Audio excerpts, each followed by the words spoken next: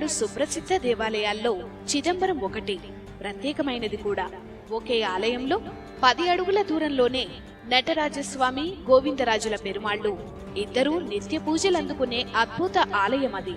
ముఖ్యంగా ఇక్కడి నటరాజస్వామి ప్రపంచ ప్రసిద్ధి చెందిన శివమూర్తి. మరి చిదంబర రహస్యం అంటే ఏంటి?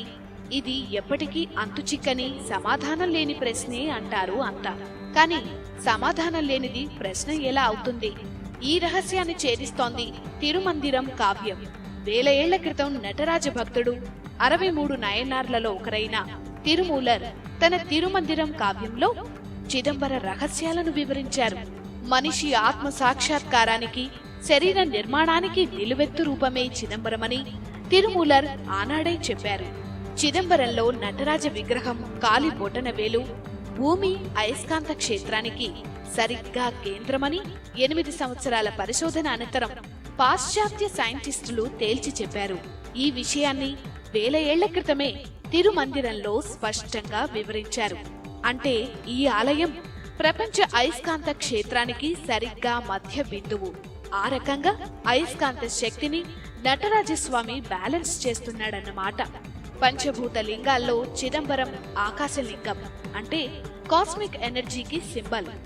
కాళహస్తి వాయులింగం, కంచిలోని ఏకాంబరేశ్వరుడు పృథ్వీలింగం, అంటే భూమికి సూచిక. ఇక్కడే ఒక అద్భుతం ఆవిష్కృతమైంది. ఆకాశం, ఆ తర్వాత వాయువు, ఆ తర్వాత భూమి ఏర్పడ్డాయని సైన్స్ పరిశోధనల్లో తేలిన విషయమే.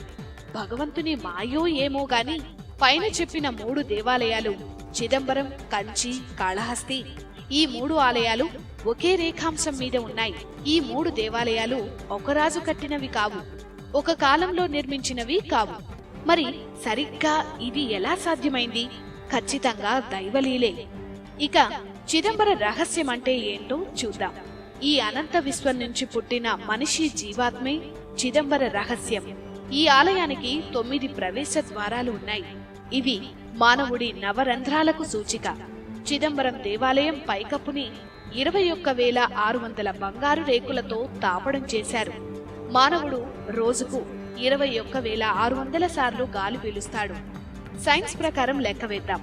నిమిషానికి ఒక ఆరోగ్యకరమైన మనిషి తీసే ఉచ్ఛ్వాస నిశ్వాసల సంఖ్య 15. గంటకు 900.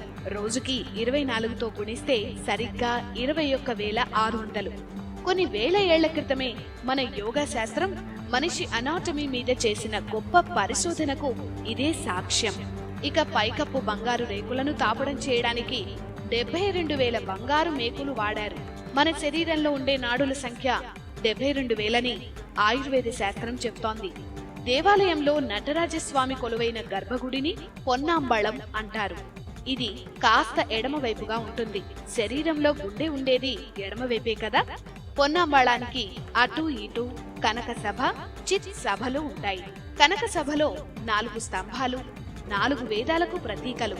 పొన్నాంబళంలో 28 స్తంభాలు, 28 శైవ ఆగమాలకు గుర్తులు. ఈ స్తంభాలు 4,096 వాసాలను సపోర్ట్ చేస్తాయి. 4,096 అంటే 64 స్క్వేర్. 64 కళలకు చిహ్నమైతే 4,096 మన రక్త ప్రసరణ నాళాల సంఖ్య. నటరాజ నృత్యాన్ని పాశ్చాత్య సైంటిస్టులు కాస్మిక్ డాన్స్ అని వర్ణించారు. చిదంబరం అంటే చిత్, అంబరమని. అంబరం అంటే ఆకాశం, చిత్ అంటే జ్ఞానం, అంటే ఆకాశ శాస్త్రం. దీన్ని ఇంగ్లీష్ లో కాస్మిక్ థియరీ అంటున్నాం. ఆ శాస్త్రం పేరు మీదే దేవుడున్నాడు చిదంబరంలో. పాజిటివ్, నెగటివ్ అయస్కాంత క్షేత్రాలు కలిసినప్పుడు ఏర్పడే అయస్కాంత రేఖలు లేదా మ్యాగ్నెటిక్ ఫోర్స్ రూపం చిదంబరంలో నటరాజ తాండవ రూపాన్ని పోలి ఉంటుందని ఎందరో పరిశోధకులు ఆర్టికల్స్ రాశారు. అయస్కాంత క్షేత్రాలు సవ్యంగా పనిచేస్తేనే విశ్వం నిలిచి ఉంటుంది. అందుకే నటరాజ తాండవాన్ని ఆనంద తాండవం అంటారు. నటరాజస్వామికి కుడివైపున మిస్టీరియస్ గా కనిపించే చిదంబర రహస్య అరలో కూడా ఈ అయస్కాంత క్షేత్ర శక్తి నిరాకారంగా ఉంటుందని అంటారు. నిరాకార, నిర్గుణ ఆత్మ సాక్షాత్కార స్వరూపమే నటరాజస్వామి అని చెప్పడం చిదంబరం అసలు రహస్యం. ముఖ్యంగా మానవుడి జీవాత్మ అద్భుత నిర్మాణమే చిదంబర రహస్యం.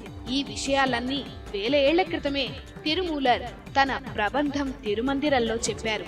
ఇవన్నీ నిజమేనని శాస్త్రజ్ఞులు అంగీకరిస్తున్నారు.